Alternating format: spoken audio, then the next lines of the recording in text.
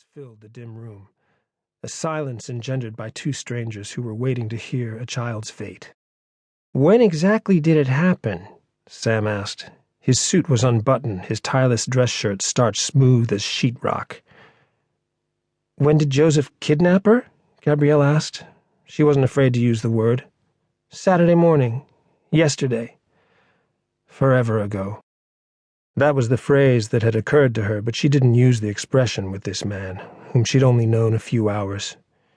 "And how old is Sarah?" Gabriella responded. 6. She's only 6. Oh, Jesus.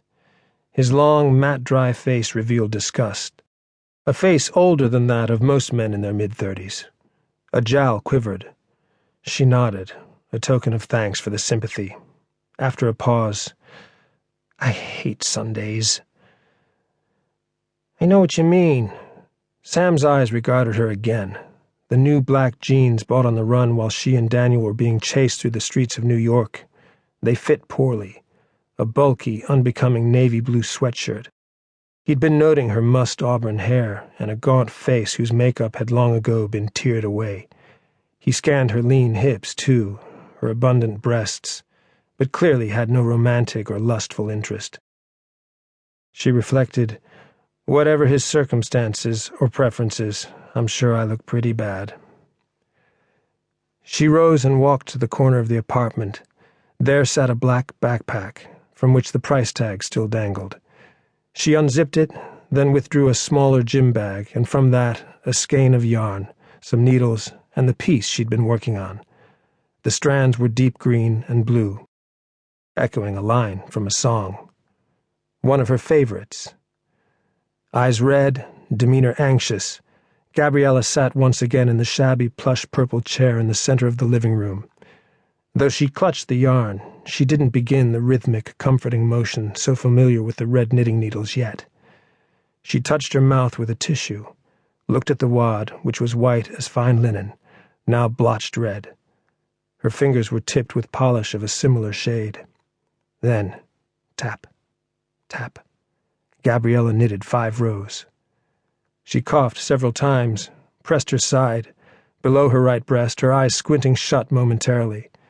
She tasted blood. Copper, salty, bitter.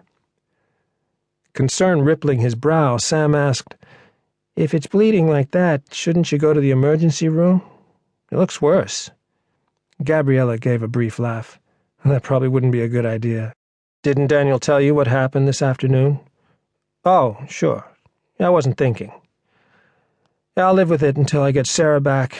Then I'll have things taken care of. In the prison hospital, most likely." A cynical smirk accompanied this comment. She studied the apartment once more. When she and Daniel had arrived 2 hours ago, she'd been too preoccupied to notice much.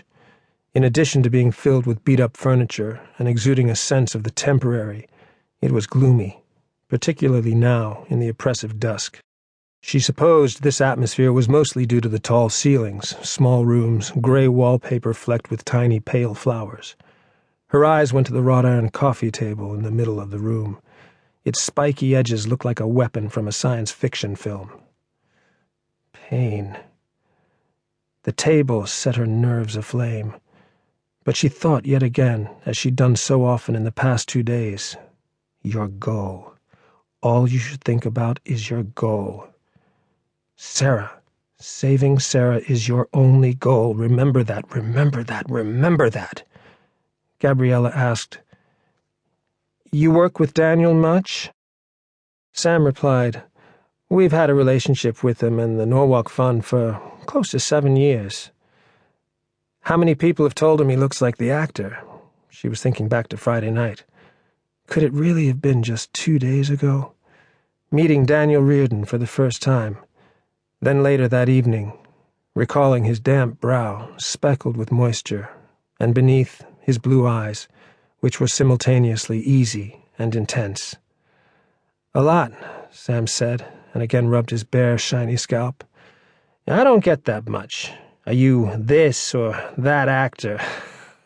He was laughing. He had a sense of humor, after all.